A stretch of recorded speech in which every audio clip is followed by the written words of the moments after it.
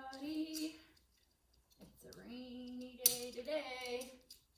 But as you know, I have this goal that I'm going to card and spin at least 2 row legs per day. So,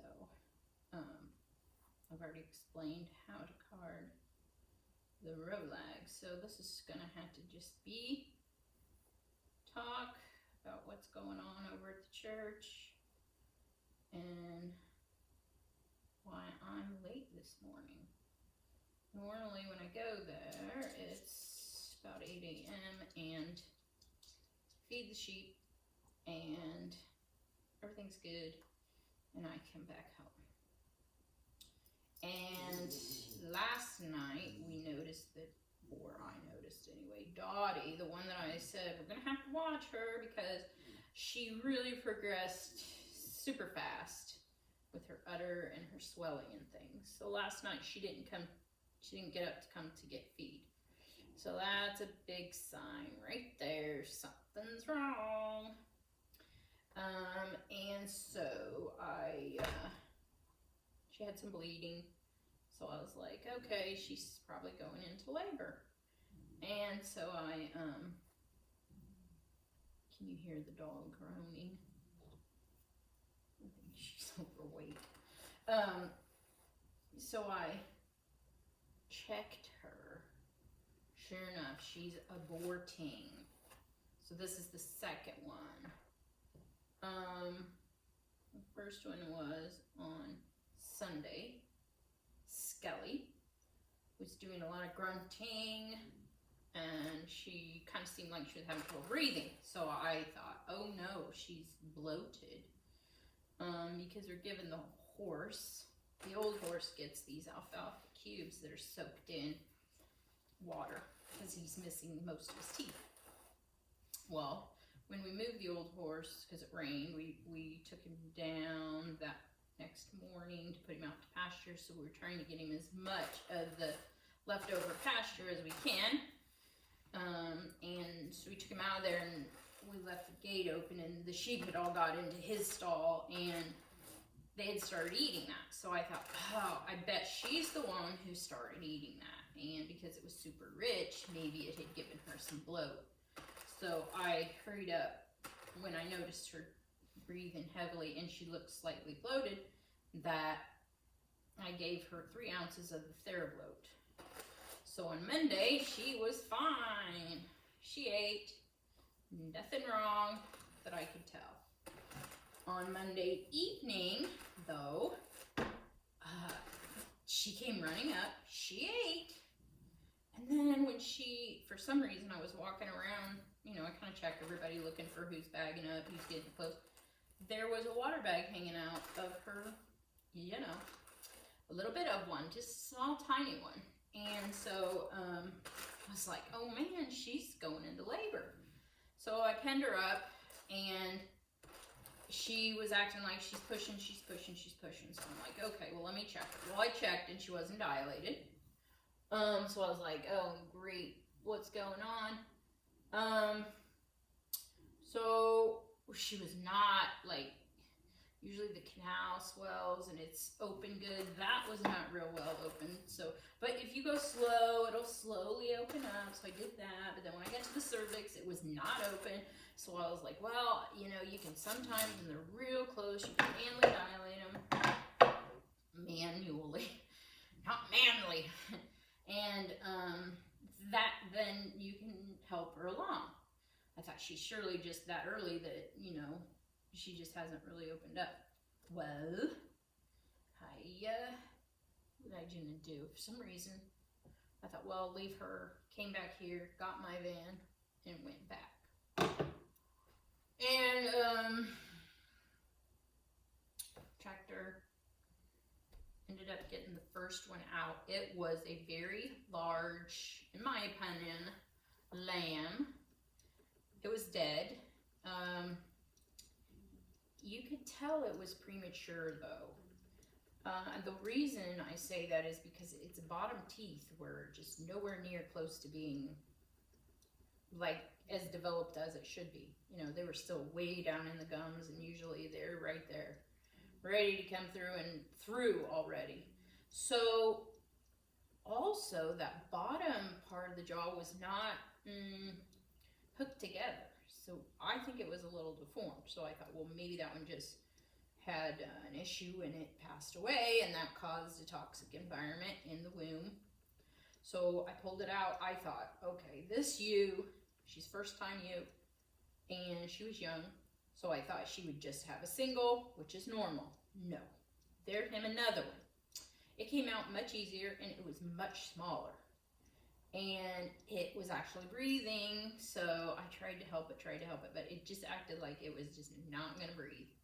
So, well, I think, and it looked just preemie as could be, so I was like, okay, so she's gone early. Something happened to that one lamb in the uterus, and it caused her to abort. And so I was like, why she was breathing like that on Sunday? I don't know, but you know, this February weather has been a little bit crazy. What I did this year, which I've never done before, I bought a lick tub for the girls. I wanted to make sure I'm doing everything I can this year to prevent twin lambing's disease. So I bought them the lick tub, and that way they could lick the, it's minerals and everything for them. That way I thought they'll have plenty of minerals, and they'll have the molasses, which will help keep their energy up. I'm doing good. Well, this is the first time I've given them a lick tub. And they were just barely eating it. I thought, well, that's good. At least they're not going to chug down a bunch of minerals, which is what it kind of says to not to let them do right when you first put it in there. Well, it got warm. It got like 50 for 2-3 days in a row. Well, that lick tub got soft. And I can remember walking over to it thinking, oh my gosh, they ate a ton of it. Well, there are 18 ewes out there. So, I mean, but is it just one ewe staying there and just woofing it down? Or is it all of them? If it's all of them, it's not a big deal. If it's one of them, I don't know what it would do to them. Now, I had this one year when I first got these ewes, and they had a Vitalix. The one that's in with them now is a Purina. So the Vitalix, I called the company. I was like, look, they are woofing down this vitamin tub. Will it hurt them? And they said, no, they're supposed to eat, like, I don't know if it's a quarter cup a day or what. So anyway, with Vitalix, I didn't seem to run into any trouble. Nobody aborted, anything like that. But, you know, after this big chicken deal with the chicken feed, and whether that's a true deal or not, I don't know. But I'm thinking, wait a minute. Is it this Purina lick tub? Is there something in there? It's got a pellet mixed in with those the molasses. So I'm just like, man. So yesterday I noticed it was warm again, and they were really eating it. I put a bunch of straw over top of it. I can't lift the thing out of there. Probably need to find something to put on top of it with a brick. But I put a bunch of straw on top of it. It's raining now, so hopefully it'll just make them stop eating it for now. I will add dry molasses back to the ration instead of relying on that lick tub for right now. So I'm going to pull the lick tub out, and then I talked to the vet, and he said to give them the LA 200, 10 cc's each, for like 200-pound ewe, and 8 for the 150-pound ewes, and 12 for 250-pound ewes. And supposedly 72 hours, and then do it again in 72 more hours. That will prevent this, I guess, is zoonotic, if it's zoonotic abortion caused by something, which I've never had that before. Why all of a sudden now, first year, like, am I having it sort of massively? Okay, 2 of them. 2 ewes this has happened to. Both kind of at the same time too. So, well, maybe both of them bred about the same time in gestation. I don't know. So these were both. One was a 2-year-old ewe that had never lambed before. She just didn't breed last year for some reason. And the other one this is her first year. She's a yearling. She lost her. So hopefully that's it. But now I'm feeling like, okay, well, maybe I should go ahead and treat them with the LA 200, and supposedly that's gonna prevent it. I don't know. Anyway, I've given this new one, Dottie, who she just seemed to be odd for the last couple weeks.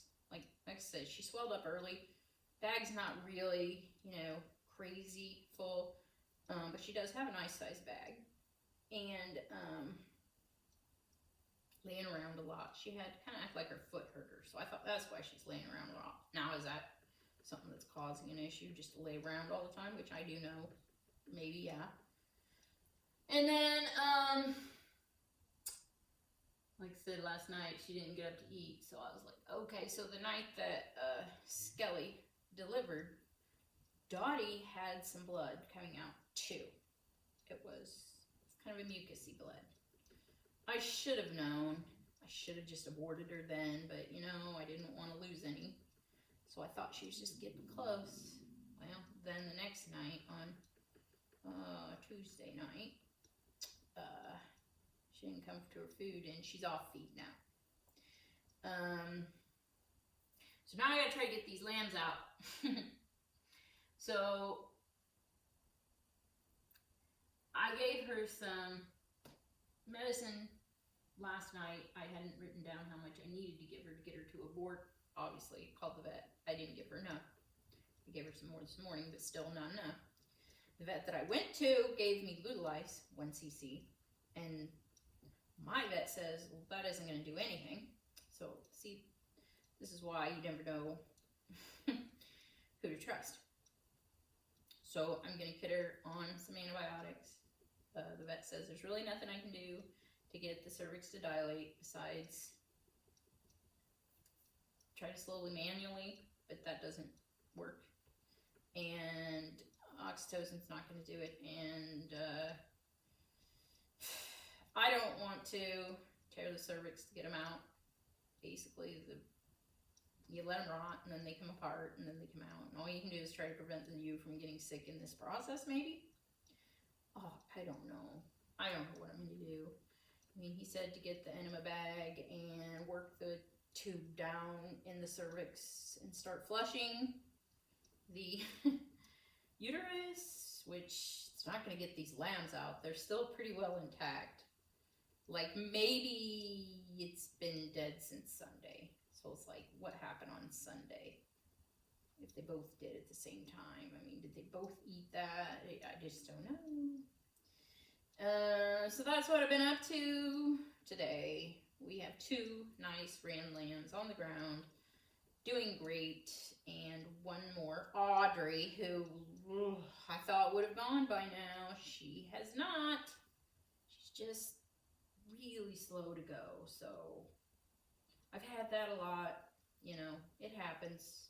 Hopefully they're just getting clear to term, and we're not going to lose those. The other 2 that were Skellies were both ram lambs, so at least they weren't used. Not that I'm going to keep any more used. I don't even know if I'm going to do this another year.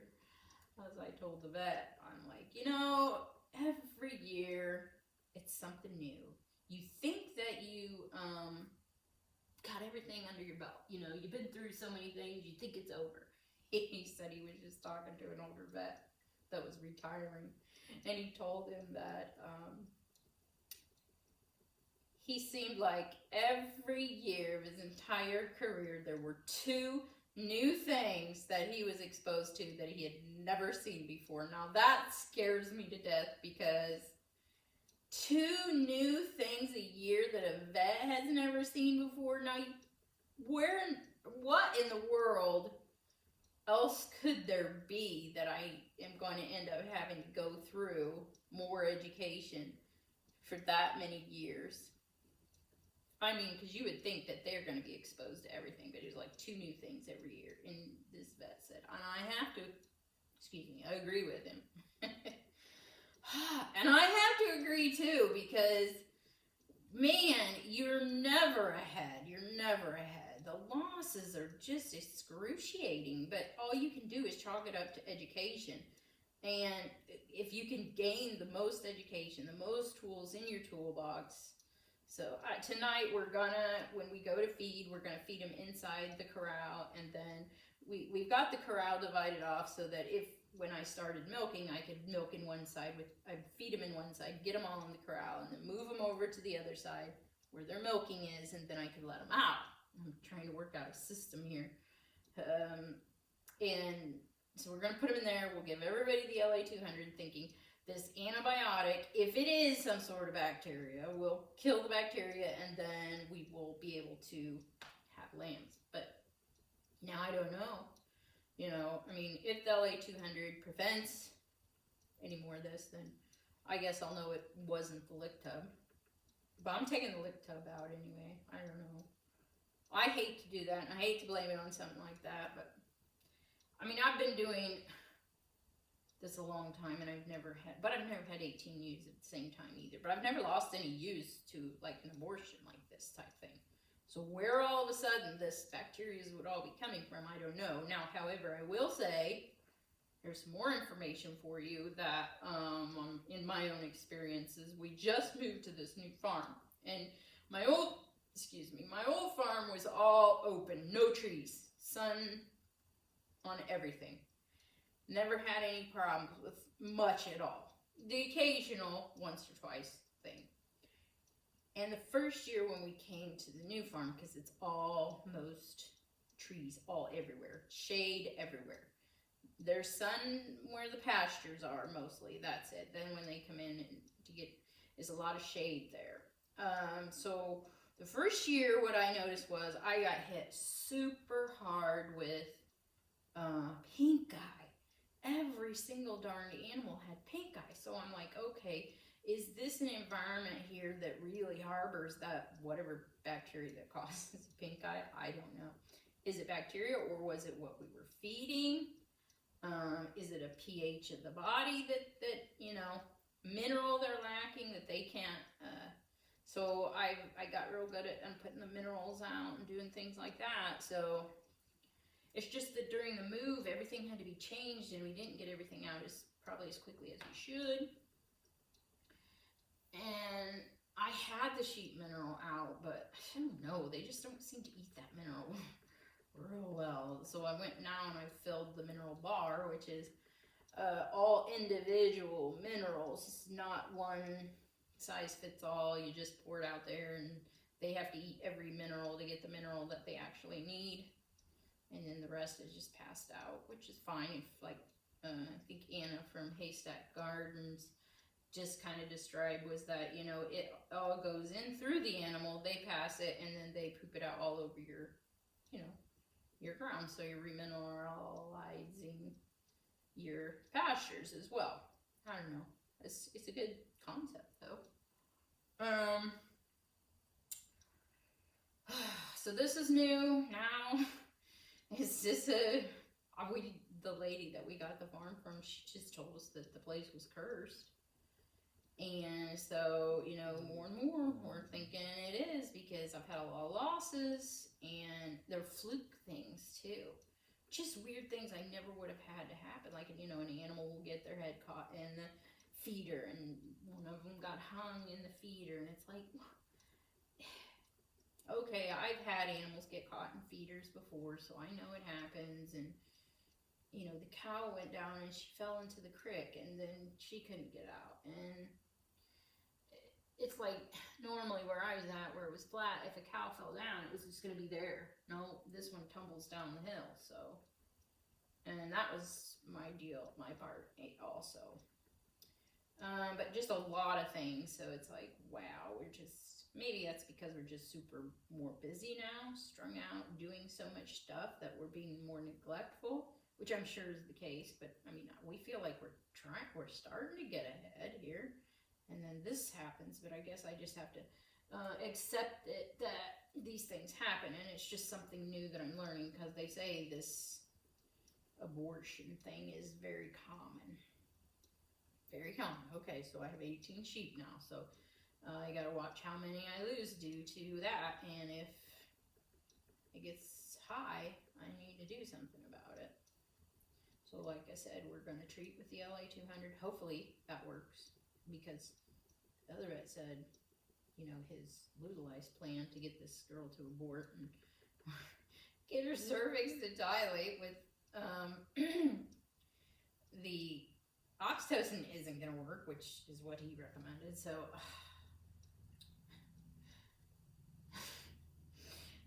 Why did I even go? Oh, everybody gets mad. Go to the vet, go to the vet, go to the vet. You know, when you go online to try to find people to help you, and it's like, take it to the vet, take it to the vet. And I'm like, well, you can see how much good that did to me, for me. I'm like, oh gosh, this is crazy. What are we going to do someday if we, well, I mean, right now, nobody wants to go to the doctor, so I was like, how are we going to get through this? It's kind of fun, though, that I can just yammer away, and you guys just want to watch me spin wool. That's great. So I've almost got my 2 row lags done, and you can see that my bobbin is really filling up. I think what I've decided I'm going to do is I'm going to make this a chain ply yarn, so I'll have 3 strands in my yarn, and it will be super thick, kind of chunky hat that's going to be extremely warm, because I know I'm always cold. So I think my hat, which I always make the hat double layer hat, because I don't have much hair. I think that makes a huge difference in keeping your head warm. People with a lot of thick hair, they don't even have to wear a hat. I've always had thin hair, so, and I think that's my lack of protein in me from my gut being compromised. So, double layer hat. Hoping it's not going to be too thick doing it 3-ply, but I don't know. So that's me, what I got going on. Trying to get these videos going. I'm not going to get my tips and tricks videos, I don't think, done today, because probably won't go to the library, because that's the other thing. Be sure that you guys hit the like button and subscribe. Comment. Let me know that it's appreciated or that you're enjoying this, because I had to go all the way to the library to upload these, because our internet service is 0, pretty much. I cannot like upload long videos. So if I don't think anybody's benefiting from them, then I'm just not going to do it. I'm not going to waste my time, because let me tell you, the learning curve that I still have yet to get through, it is atrocious. Because once you think you've learned it all, there's still depth to everything. You know, and diversity is the key. So I'm not going to stick with just being niche type person. You know, you need to just stick with bees and focus on that. And what, not learn anything else in life so that I can get screwed every direction I look because I don't know what the heck I'm doing? No, thank you. I'll be half-assed, you know, good at everything. At least then nobody would be able to take advantage of me. Because I went to get my car, the oil changed in the bee van day before yesterday, probably something like that. And you know, I just wanted the oil change. Well, then all of a sudden he's like, you know, there's this filter. I'm like, well, they just changed the filter the last time they changed the oil at the other station, you know. And he's like, oh, okay, we can just write it down to maybe check it next time. I'm like, well, does it need it or does it not? And he showed it to me, but I'm like, I don't know what a clean or a dirty filter looks like. So see, I'm like, I'm at the mercy of this guy that I don't even know, who's probably getting a cut of whatever amount of money that he can generate the company. So of course he's going to be like, if this girl don't know, I'm just going to sell her a new one. You know, put more money in my pocket. That's just the kind of negative Nancy thinker that I am, because I just know that's what's going on. I mean, the more product they can get you to buy, it's benefiting them. It's the same as doctors who get all these kickbacks and vacations for getting people to take these products. I'm like, when does it kind of become a conflict of interest? I don't know. I mean, this whole system needs revamped like nobody's business. I'm like, oh gosh, you know, I told people years and years not to feed their chickens commercial feed, because they're all like, oh, I'm going to raise my own chickens, my backyard chickens. And then what? You're going to keep them in a confined area and feed them commercial feed just like they do in these huge commercial operations? What's the difference? Then why are your eggs any better than theirs? Because by the time you keep them in a small area, the chickens, they destroy all the grass and everything in that area. So it's like, you're still subject to that commercial feed. That's the reason I stopped raising rabbits. I mean, the rabbit is in the pen. It never gets any type of, unless you try to do the raising the rabbits, by collecting them other things, but I couldn't get it done. It took so much, and they would always die. There's some sort of nutrient that was missing. So I'm like, I'm not going to be raising an animal that's dependent on a commercial feed, because I do not know what's in that commercial feed. The same as my husband's, he knows better because he's been on Whole30 diet before, so he knows to check the ingredients label. But he's got these tater tots he's brought home, and let me tell you what's in the ingredients list. Well, no more tater tots for me. I didn't know he was bringing poison home to feed me, but he sure is. I can't even pronounce the chemical names that's in that ingredients list. So now, like I said, what was in that Tractor Supply feed that made everybody's chickens stop laying? Yes, we know they stop laying in the winter, but come on, some of these people have been raising chickens longer than their first year. I'll never know, but I don't feed commercial feed, so chicken feed anyway. I'll feed them wild bird seed. I really don't think they would be doing something in the wild bird seed. Plus, a wild bird seed, you can at least see that it's seed. It's not pulverized and turned into a pellet. Oh, that's just, there's so many rants I could go off on.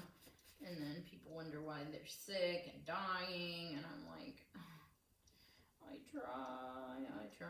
I'm just such a negative person. I probably bring everybody down, but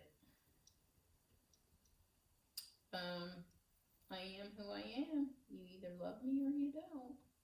One thing I'll never do is lie to you. I don't like to be lied to, so I don't lie. I want to trust, but I've been through so much in my life that taught me that I can't trust anybody. I can't. I probably shouldn't. So, I'm about done with this next row lag. I guess this is just going to be morning talks with me every day. So, I hope everybody's having a better time than I am. It's not that it's all a drag. I mean, we've got some positive things that our horse is 33, who's sick, and he's still going and seems to be getting better. So I think we've corrected things. So maybe he'll make it another year if you could all just say prayers for him.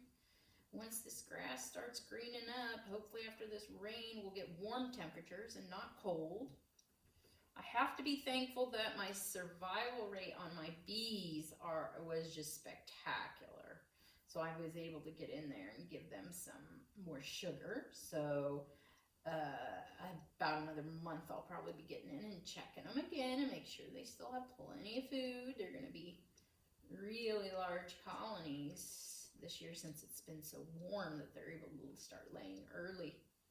And so they'll be using a lot more food, which is something everybody needs to take note of with their bees if they have them. That's about all I got to talk about, I think. One thing I'm a little nervous about, because when them lambs died, Elsie, the guard dog, went in and took one of them and carried it off, and I took it from her, but she's used to eating a raw diet, so I'm hoping that doesn't teach her to eat the lambs. Now, if it's already dead, I don't mind, but I don't want her going and like stealing them, so I gotta keep my eyes peeled on that. Now, Ava, our other one point in time, I thought she had killed a chicken because I heard a real ruckus and a bunch of barking, and I went out and she had a dead chicken, and it was 8, and I was so mad at her. Oh, was I mad at her.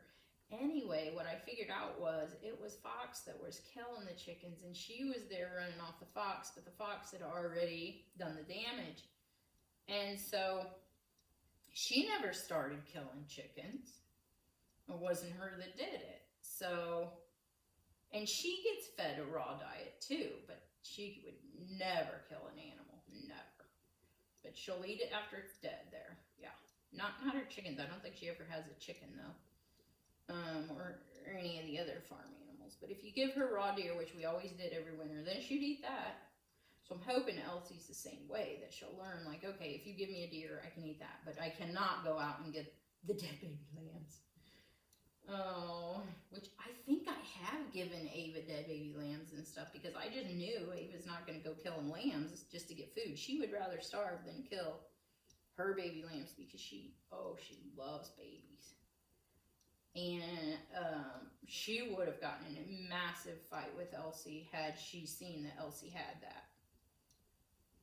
And I don't want that either. I don't want those two fighting. I don't want that on my hands. Oh. So, about noontime, I have to stop. Yep, 54. And I gotta go get that another shot of oxytocin. I don't know now, talking to a different vet, if that's gonna work at all or not. But I am gonna give her more of that. I think it's called dexamethasone or something. To get her to do the abort.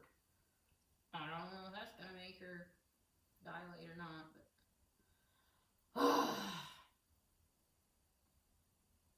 get the antibiotics in her. And we'll see how this goes. Skelly's doing great. She's eating again.